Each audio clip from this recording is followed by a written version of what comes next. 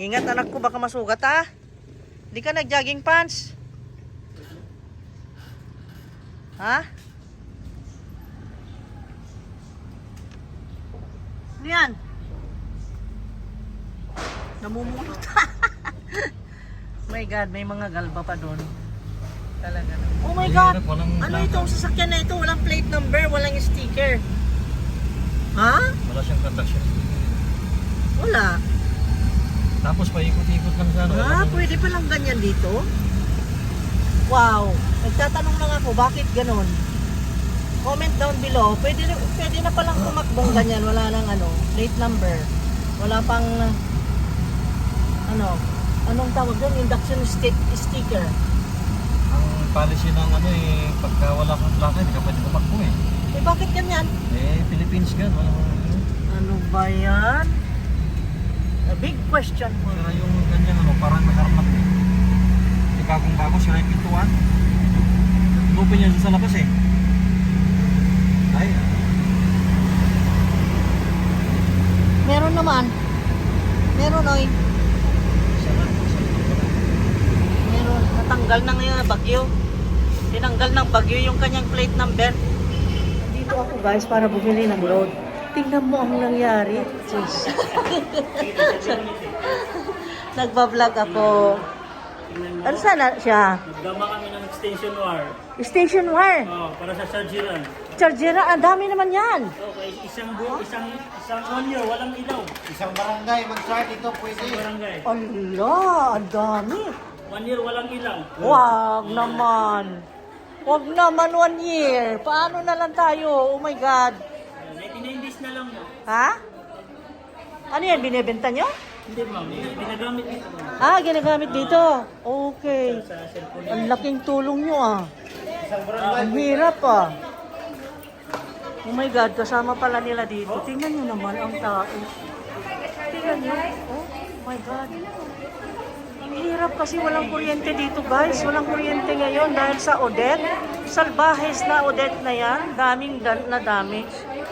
Grabe. Look at this. Wala akong mabilhan ng load na smart. Paano na kaya ito? My God, look at them. Oh? Ang hirap, diba? Doon naman sa bilihan ng load, dito ako bumili. Globe naman sa kanila, wala naman smart. Dito tayo. Look at them. Tingnan mo ang pila dito. Tingnan mo ang pila para makapag-load. Look at that. May pila. Saan ako bibili ng load? Walang bilihan ng load. Ha? Wala talaga. Oh, tingnan mo ang pila. Ang haba. You see that? Yan ay bibili lang ng load yan. Guys, dito sa kabila, dito ako galing. Wala ring smart load. Wala sila dito. So wala. Uwi na ako. Gawa tayo ng paraan. Ewan ko kung paano. Meron pa naman akong load. Pero dadalawang piraso na lang na tag 100. Akala ko kanina. Dito siguro. Ay, salamat. Dito sa tindahan ng Samsung, pumasok ako, guys. Look. Tulong ka po. Meron siyang load, pero tag 300 lang. Andito ako, pinasok ko to. Kasi kahapon, bumili na ako ng 500. Inubos naman ng Ay, nasan ba yung, Samsung. Dito ako pumasok kahapon. Bumili ako ng 5. Kaya lang, inubos ng mga anak ko yung husband ko. Ngayon, kailangan ko, nasaan na ba yun? Dito yata siya. Napuntahan ko na lahat ng pwesto guys. Wala silang prepaid card. 100 lima.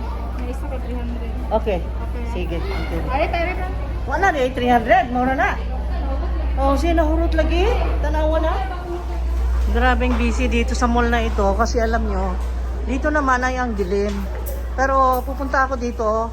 Tingnan ko kung bukas yung elevator. Mag-elevator na lang ako para mabilis kasi naghihintay yung mag-ama sa akin. Ay, Diyos ko dahil. My God. Ito lang ang mall na bukas sa buong Bohol. Kaya busy at maraming tao. Ayan. Ay, salamat. Meron pala. Kala ko wala. Busy rin ang Jerry's. Ang daming tao.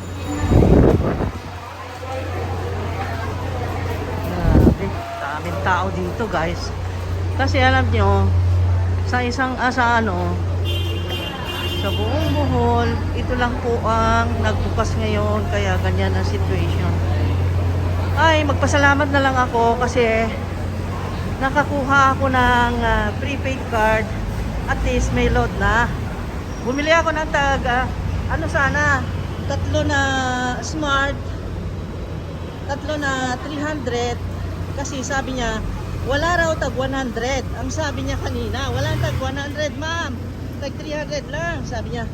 Ang sabi ko naman, pakibigyan mo na lang ako ng tatlong tag 300. Tapos biglang nawala, akala ko din na niya ako bibigyan. Tapos bumalik, yun pala, naghanap siya ng tag 100. Ayun, nakahanap siya ng tag 100 na 5 piraso. Tapos, yung 300, isang piraso. So, 800 lang.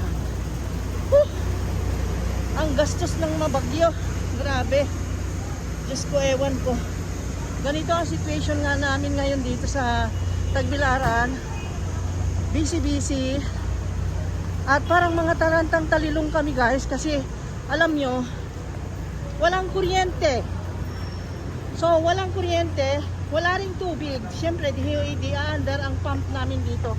And then, yung mga malls, yung pinakamalaking malls dito, pinakamalaking supermarket, sarado dahil nasira yung kanyang harapan at saka yung entrance niya ay bumagsak. Talagang na balatan yung kanyang facade. Kaya eto. So, let's go home now guys. Dito, nako. Tingnan mo naman, punong-puno ng tao dyan. Grabe. At nandito na sila. Let's go home. Let's go home! Hello! Whew. Dito sa amin guys ay walang walang tubig. Kaya tingnan mo naman yan, daming nakaabang. Alam nyo kung sinong nagdadala ng tubig? Yung truck ng Tagbilaran City service ng water. Ayan. Daming nakaabang dito. Ito guys, punta natin dito. Ayan pinagkaguluhan guys. Ayan yung service ng Tagbilaran City. Salamat sa Diyos at merong tubig na binibigay ang city government para sa nawalan ng tubig. Kami naman guys, swerte namin dahil para kaming pinaghanda ng God. Ewan ko, puno-puno lahat ng lagayan namin. Lahat ng mga tangke, lahat ng yung mga balde namin, may laman at hindi namin nagamit. Ayan, dami. Look at that. Ang daming tao dito. Pati dito, ayan, daming nakaabang dito. See that, may nakaupo pa doon. Oh my God. Ayan, daming tao dito guys na nag-abang ng tubig. Tingnan nyo yan. Buti na lang at may tulong ang galing ng mayor kasi namin dito. Ang bait. Masyado siyang concerned, pati si First Lady. Thank you, Mayor Baba at First Lady Jane, natukayo ko. Yan. Yan ngayon ang eksena dito guys.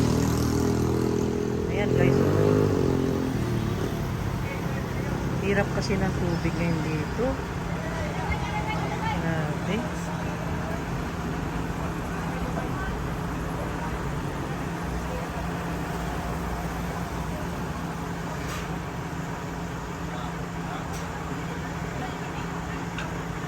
Nagkuhaan sila ng tubig. Buti na lang tayo puno lahat ang lagayan natin, anak ko. Naubusan pala sila ng tubig, kawawa naman sila.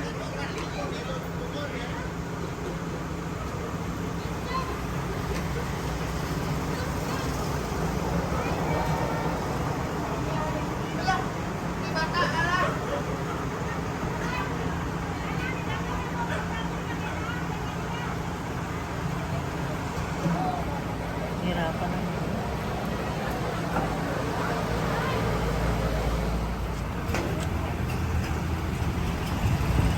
Ito ngayon ang eksena dito sa amin guys. Look at them. Ay my God.